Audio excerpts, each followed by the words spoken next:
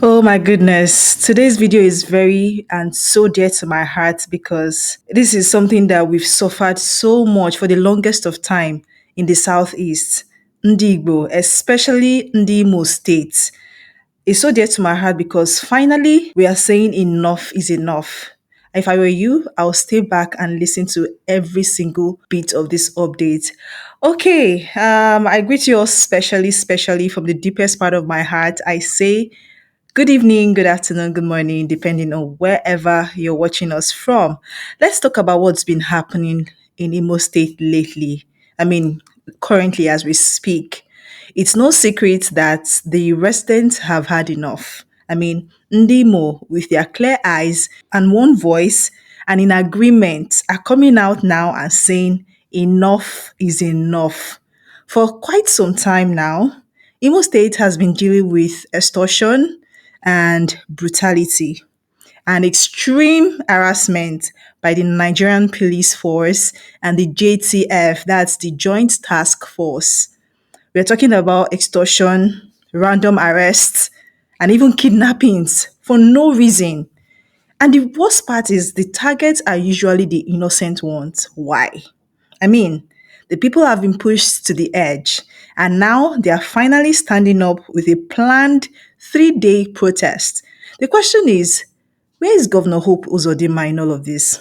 Alliance Imo State chapter has issued a press release.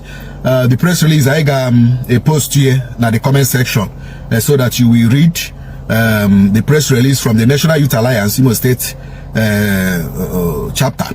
The summary of that press release is we are going to protest, a 3-day protest against police extortion in Imo.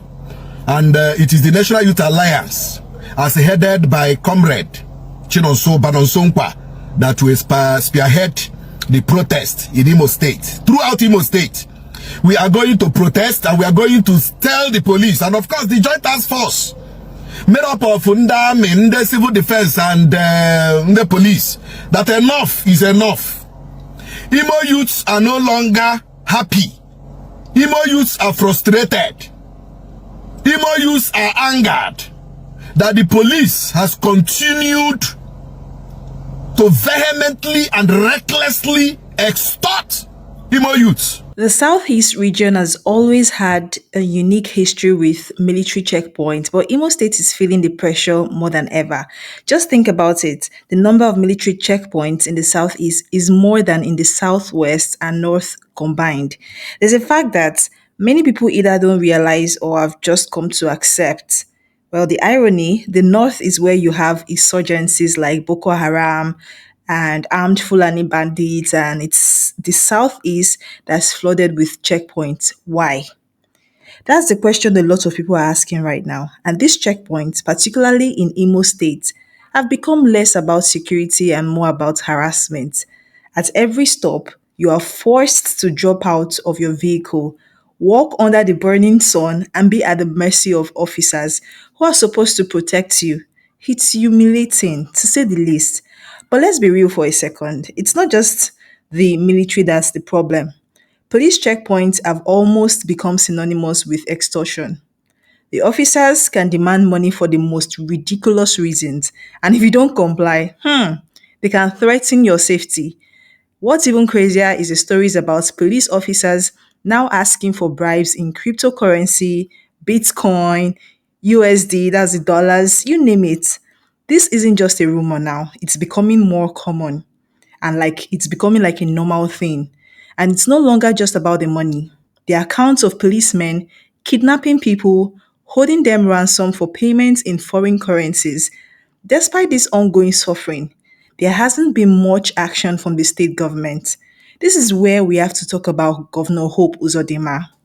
While the residents of Imo State are gearing up for this massive protest, it feels like Governor Hope isn't really paying attention. I don't know, but this is just my opinion. Now, I'm not saying he's turning a blind eye completely, but there's a noticeable silence from his side.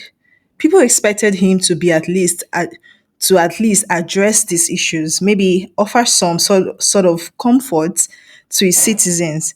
But here we are, days before the protest, and not a word from him. Yet, it almost feels like he's more concerned with the political drama playing out in the country than the well being of the people in his own state. It's a little disheartening, to say the least. Please, Nigerians, I want to make this video. It's very, very important. Is Nigerian police now kidnappers?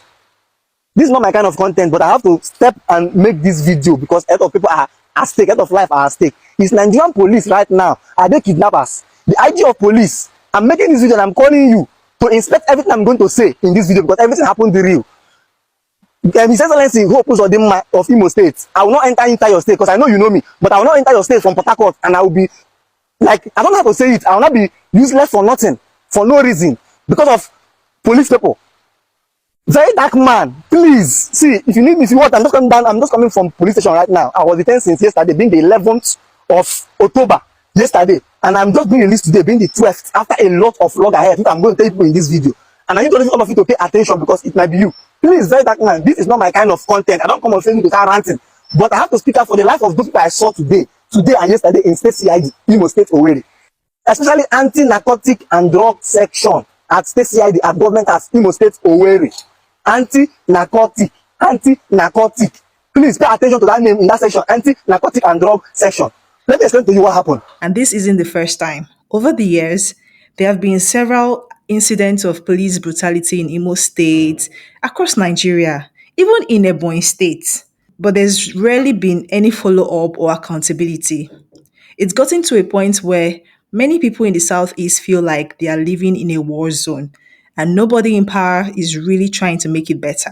At the end of the day, what's happening now isn't a surprise. You can only push people so far before they start pushing back.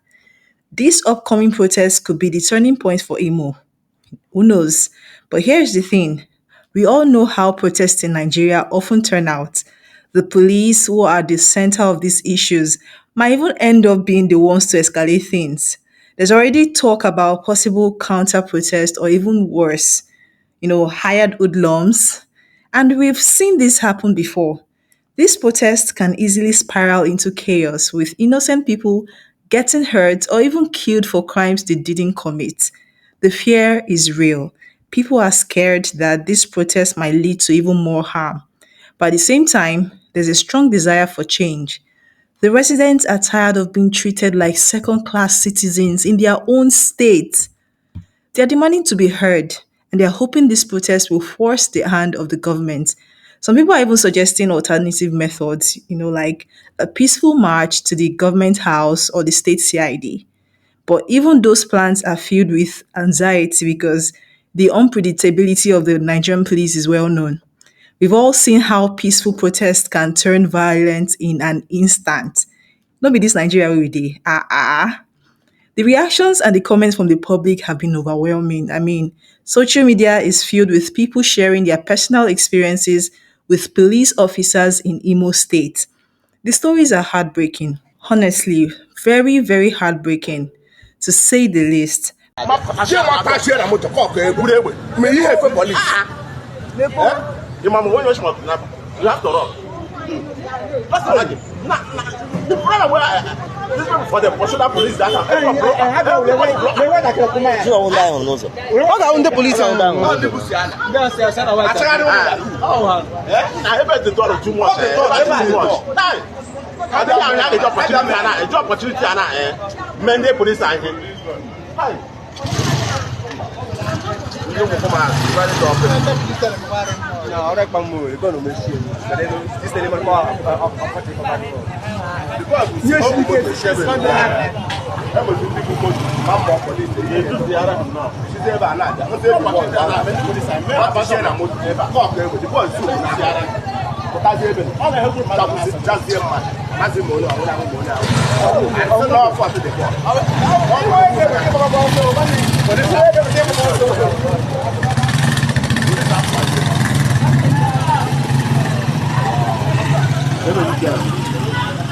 Many young men are scared to even step out of their own homes because they don't know if they'll be extorted or kidnapped on the streets of Imo. And when they turn to their leaders for help, they get absolutely nothing but silence. It's really frustrating because the politicians and elites in the southeast, people like author Eze, and others with influence could actually make a difference if they wanted to. But so far, there hasn't been much effort from their side either. It's almost like they don't see the problem or they've just accepted it as normal. That's why so many people feel that the agitation in the Southeast will never stop, excuse me, until something changes. People will keep fighting for their rights. Okay, what's really happening in Imo State now could be a wake up call for the entire Southeast. Other states like Ebonyi are not immune to the same issues. Police brutality, harassment, and extortion are widespread, even in this small Ebonyi state. And it's only a matter of time before any state start to rise up too. The hope is that this protest will shine a light on the injustices and force the government to take action. I am hopeful, so I just hope you as well is hopeful. As we anticipate what's going to happen in the coming days, all we can do is hope for a peaceful outcome, right?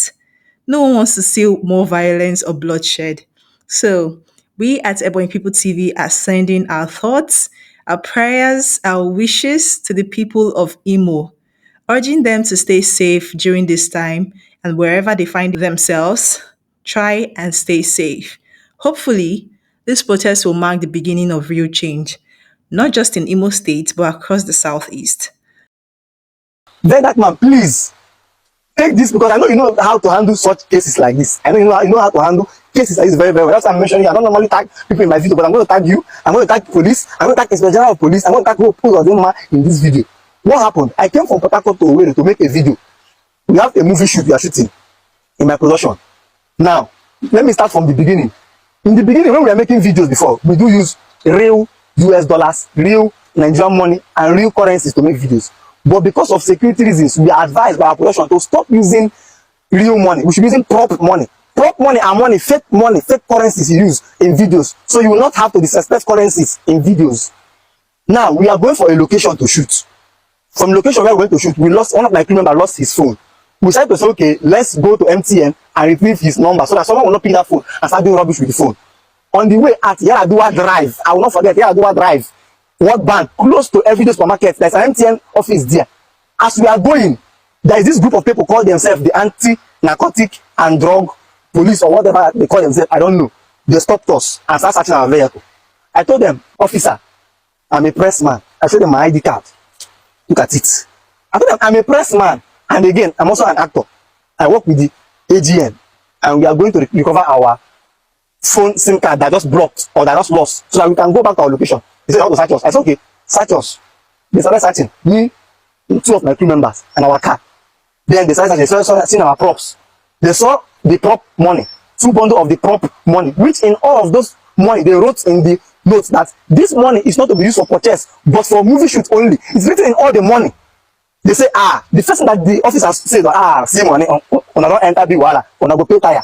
What is the meaning of that? Pay tire on what? I said, pay tire on what? I don't understand you. What do you mean? They say, am I an AJ member? I say, yes. Where's your ID card for printing this money? I say, this money, actually, I'm not the one that printed it. It's my producer that printed it. And he has his ID card. He has his registered. Our platform is registered. I start showing them my platform, both my personal platforms. Big platform I'm telling you about. Platform what millions of subscribers, followers. Start showing them. Look at even show them previous videos you are using the money to do and reasons why you are using prop money. They said, no, we must go to the station. They put us in their bus.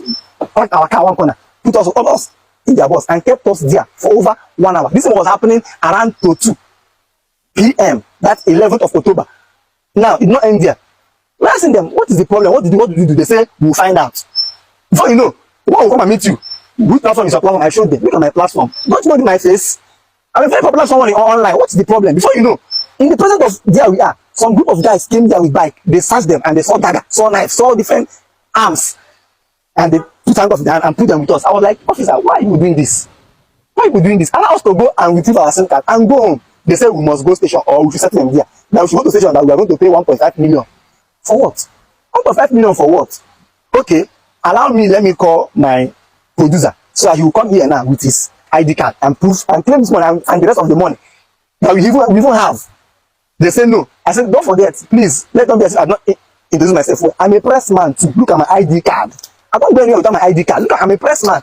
They say, oh, you're a pressman. Give me your phone before you start videoing us now and start posting us online. I was, oh, so you know what you are doing is wrong.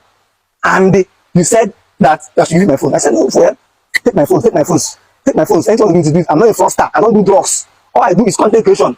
I do business, and I also do music acting. And I'm an EP. So why are you keeping us here? After delay and wasting time, they are telling us that we settle them. And we should bribe them. For what reason? Or they will take us to State CID already. Anti-narcotic and drugs section. I know I'm calling that name. They not took us to that place. Okay, let's go. When I go there, I'll call my lawyer. If I call my lawyer, I'll call my producer. We went there. What happened? They kept us on the floor. We sit down. I was like, okay, it's a process. I sat down. We should give them our phone. They don't need our phones. They took the phones and kept. We should remove our slippers. Me and two of my crew members. I told them, please, don't detain my crew members. I'm the one in possession of this crop US dollars. Allow my crew members to go. Hold me if you want to hold me, hold me. And please, allow me to call my lawyer. And allow me to call my producer. They said, don't worry, we'll allow you. They kept us in counter for over 2 hours again, or 1 hour, going to 3. This is now becoming after 3. Before you know, they said, oh yeah, let's stand up and go to cell. I said, why are we going to the cell? Why are we going to the cell? What did we do? They said, let's go to the cell first. That they will call us one after the other to come and make our statements. I said, okay, I obeyed them. We went to the cell. They locked us up, even with the people they saw arms, a man that they saw with a bag of drugs. They locked us up. I was saying, bro, I'm not, what is this? I'm not a criminal. Why keeping me in this association of people like this? What is the problem? Okay, call us out. They left us and went home. They left us and went home. They went us with, because I have their names. That's why I'm telling you. And just hold on. Okay. Now, the IPO that is in charge of this case now in that same anti-narcotic and drugs is IPO Mary. IPO Mary. If you enter that office like this, she stays at the left flank like this. Where she works under OC, the officer in charge, Jude. The man is called Jude. And I know I'm calling their names. I know I'm calling their names in this video. Now, they locked us up there. They didn't allow me to call my lawyer. They didn't allow me to call my producer. They left us there. Even my family. They didn't allow me to call my family. Is police not kidnapping? Is it not kidnapping? Is it not kidnapping? I said, okay, please, release my crew members. Let them go, because I know one of them have health issue. Let them go. They left us there, no food. Till night, they left us and went home. At night, we had cell 12. Cell 12, in that State CID cell. Close to that anti-narcotic and drugs, whatever they call themselves. They are at cell 12. You can go there and confirm. What I'm telling you now, is there any movie production team that they brought in cell 12? That one of them nearly died at night because that was having heart issue and asthma and his asthmatic, no inhaler there. They put this in the night, then they put this there mosquito coil because of mosquito. This started warning the boy. We are over like 17 people or 20 people in that small cell. The guy that was toughy. This started. I was like, please, I was shouting, police, come, emergency. I cried. Go to cell 12, as I'm telling you, cell 12 in State CID already. Ask them what happened yesterday in cell 12 at night. I was shedding tears like a baby because I don't know that this kind of thing can happen in Nigeria. I was crying. What is the place? If this guy should die, they will hold me responsible. The family will hold me responsible for killing that. They will sit and don't kill their son. What is the problem? Allow this guy. Let them take medical measures. A policeman came there and said, if he dies, they know what they will do with him. A policeman came and said, if he dies there, they know what they will do with him. We are not criminals, mind you. We are not criminals. They left us there. The letter came after the war. I think that became was they dragged him outside, pour water. They have to go and find a healer. Another they find a healer and revive the boy that day and still locked us again that night. We slept the next morning. They did not allow us call our family members. If not for some news that was flying, people who saw me on the way, because even when I entered the cell, people are like, you see, I see your video, you know. Other kind of time, I was like, thank you. They treated me well in the cell because they know that yes, I deserve it. I deserve the respect. If not for news that flied, that my family have to know that see you, they hold this guy, they hold this guy here.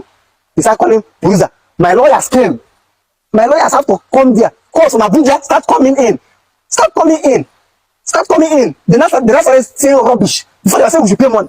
We should pay money for. The police need to stop treating citizens like criminals. The extortion needs to end. And most importantly, the government needs to start listening to the people it serves. Let's stay hopeful and watch how things unfold. And with that, I'm still your favorite ghost host, Faith Ijiriga. Thank you for tuning into today's video, and don't forget to like, comment, and subscribe. Let's continue to support the people of Imo State as they fight for their rights. Stay safe, and I'll see you in the next video. Mande Kebu Hill also police. Mande Kebu boss Imo. We have received the report Adela too much. We cannot be talking about this thing. No, enough is enough. You know, we cannot be talking about it. We cannot keep talking and keep talking and keep talking, and yet nothing is happening. So ndi money nende you to ni lende mandem paga wuju na the streets of Owerri. On a very date we are going to mention after Kainyechara ndi police and the joint task force 7-day ultimatum. They have 7 days to seize. They have 7 days to halt. They have 7 days to stop forthwith extortion of Imo youth. Na madu na bezimo moto oboronjo. Na madu di ezigbo efe oboronjo. You cannot be cornering Imo youths and extorting them 200,000, 400,000, 500,000, or for 1 million.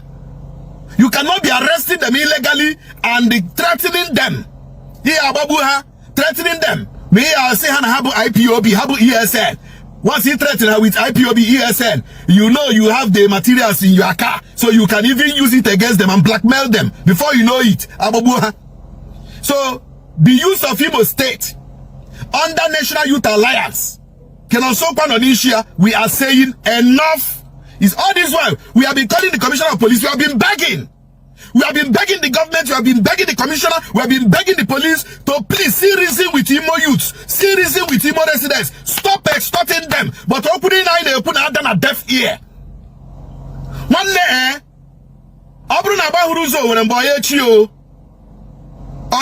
we are going to protest 3 days. We will lock down Owerri. The whole of Imo State are not there.